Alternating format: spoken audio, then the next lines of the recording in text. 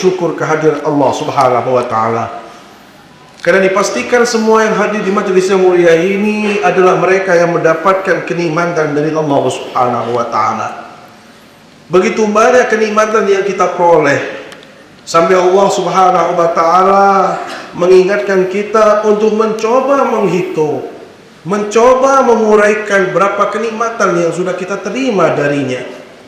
Ternyata orang yang paling pintar sekalipun, kata Allah, dia tidak akan mampu menghitung berapa kenikmatan yang sudah dia terima dari Allah Subhanahu wa Ta'ala. Wa in ta'uddu ni'matallahi la tuhsuha. Sekiranya engkau mencoba menghitung berapa nikmat yang Allah berikan kepada kita semua, la tuhsuha, mustahil kita mampu menghitungnya.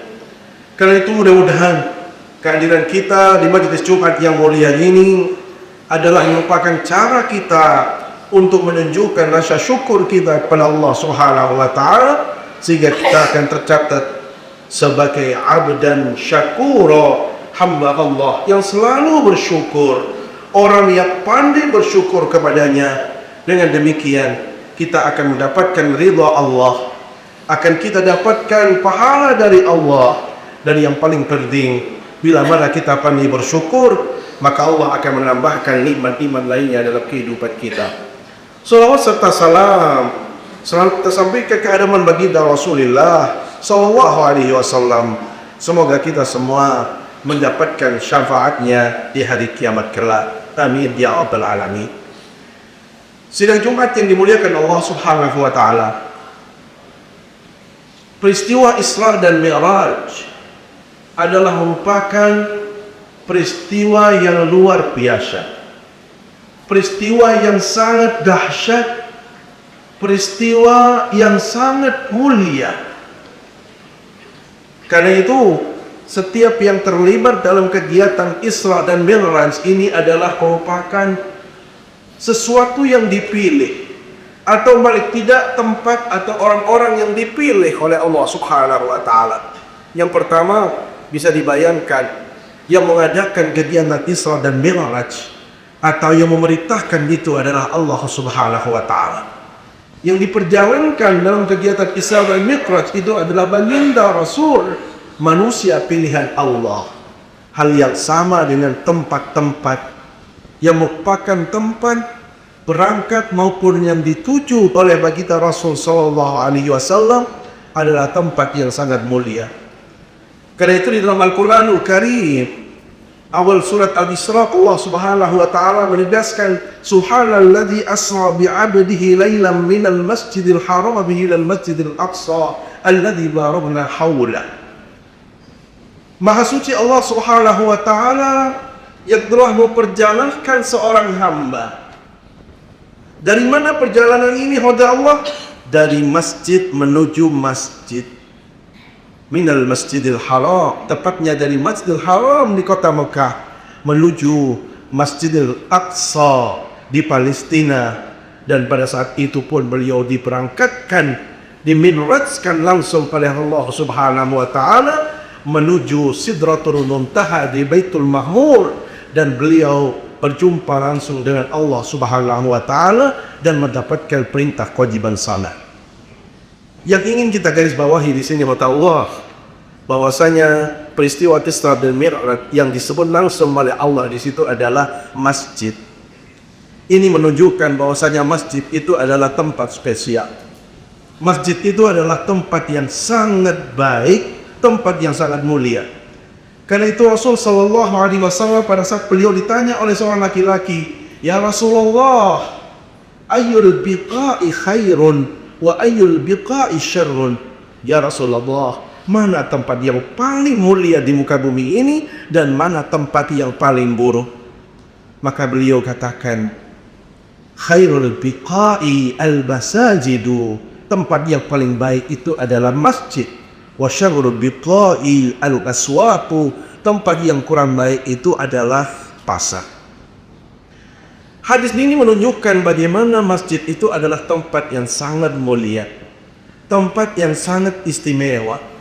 Karenanya hadirin Allah, karena masjid adalah tempat yang istimewa, maka siapapun yang menghubungkan diri dengan tempat yang istimewa itu, Allah akan istimewakan dia. Saya akan ulang, masjid adalah tempat istimewa, atau masjid adalah tempat yang mulia, maka siapapun yang menghubungkan dirinya dengan tempat yang mulia ini, pasti dia akan dimuliakan oleh Allah Subhanahu wa Ta'ala. Pertanyaan kita, bagaimana cara memuliakan masjid? Bagaimana cara kita menghubungkan diri dengan masjid?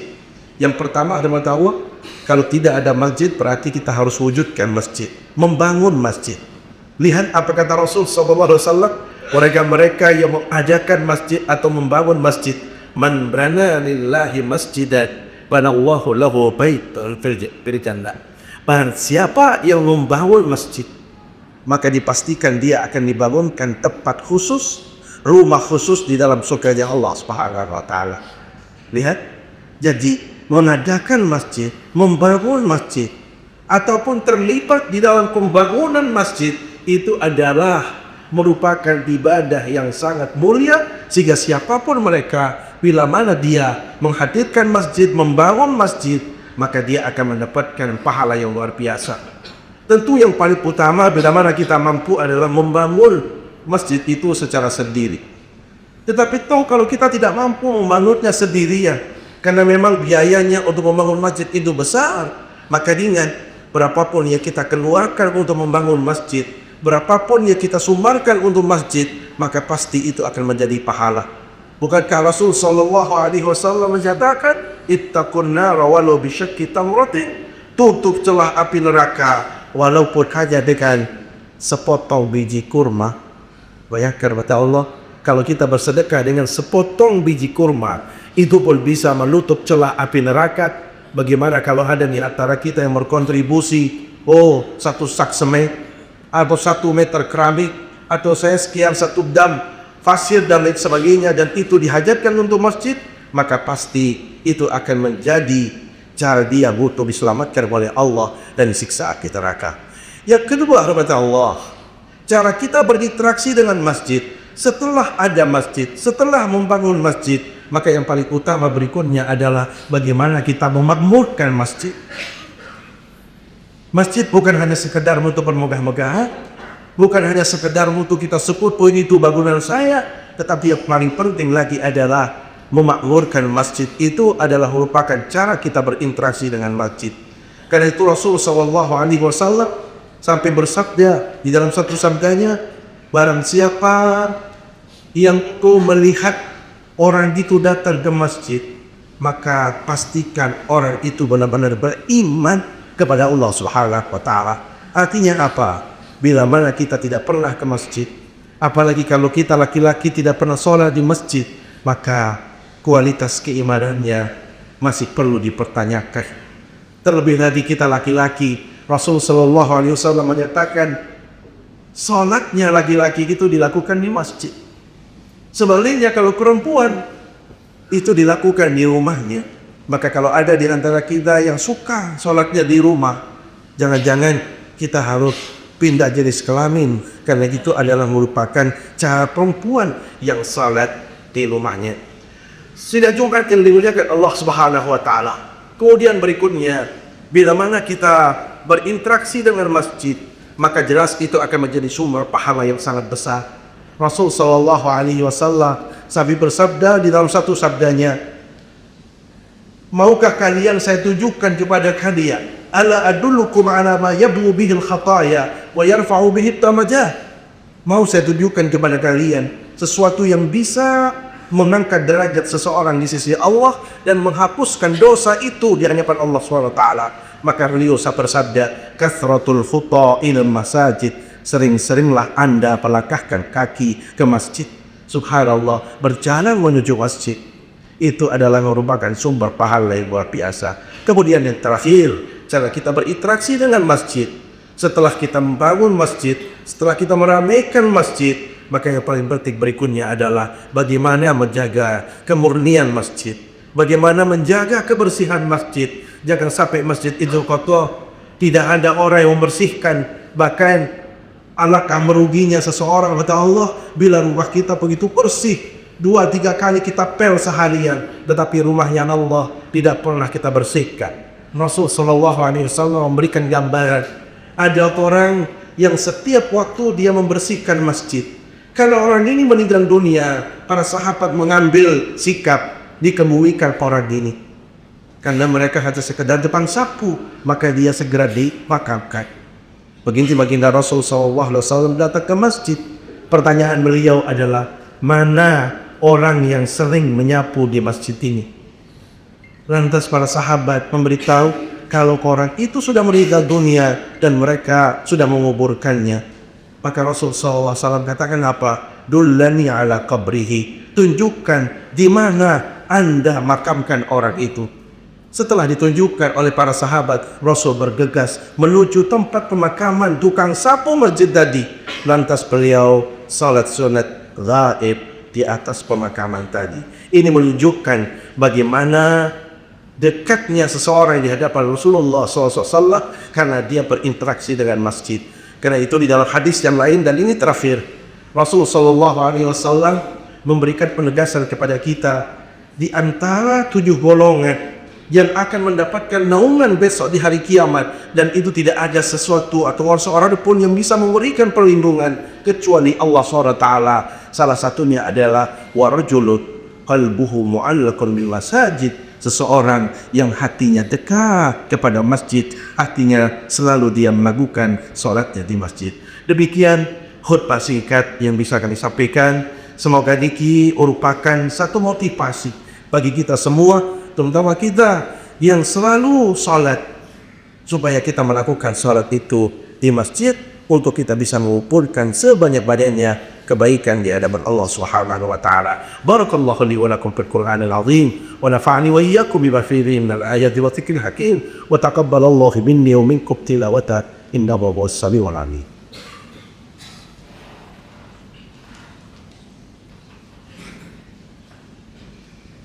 Alhamdulillahirabbil alamin wal 'aqibatu lil muttaqin wa la 'udwana illa 'alal zalimin. Asyhadu an la ilaha illallah wa asyhadu anna Muhammadan 'abduhu wa rasuluh. Allahumma salli wa sallim wa barik ala sayyidina Muhammad wa ala alihi wa sahbihi ajma'in. Amma ba'du fa ya ibadallah, usikum wa nafsi bi taqwallah faqad faza al-muttaqun. Qala Allah ta'ala fi muhkami tanzilih, ya ayyuhalladzina amanu taqullaha haqqa tuqatih ولا تموتن إلا وأنتم مسلمون واعلموا أن الله سبحانه وتعالى صلى على النبي قديما ولم يزل قائلا عليما فقال تعالى إن الله وملائكته يصلون على النبي يا أيها الذين آمنوا صلوا عليه وسلموا تسليما اللهم اغفر للمسلمين والمسلمات والمؤمنين والمؤمنات الأحياء منكم والأموات إنك سميع قريب مجيب الدعوات وقاضي الحاجات اللهم أعز الإسلام والمسلمين وأهلك الكفرة والمشركين أعداءك أعداء الدين وانغالهم يا رب العالمين اللهم أصلح ولاة أمورنا ووفقه لما تحبه وترضاه يا رب العالمين ربنا آتنا في الدنيا حسنة وفي الآخرة حسنة وقنا عذاب النار والحمد لله رب العالمين. عباد الله إن الله يأمر بالعدل والإحسان وإيتاء ذي القربى وينهى عن الفحشاء والمنكر والبغي يعظكم لعلكم تذكرون فاذكروا الله يذكركم واشكروه على نعمه يزدكم ولذكر الله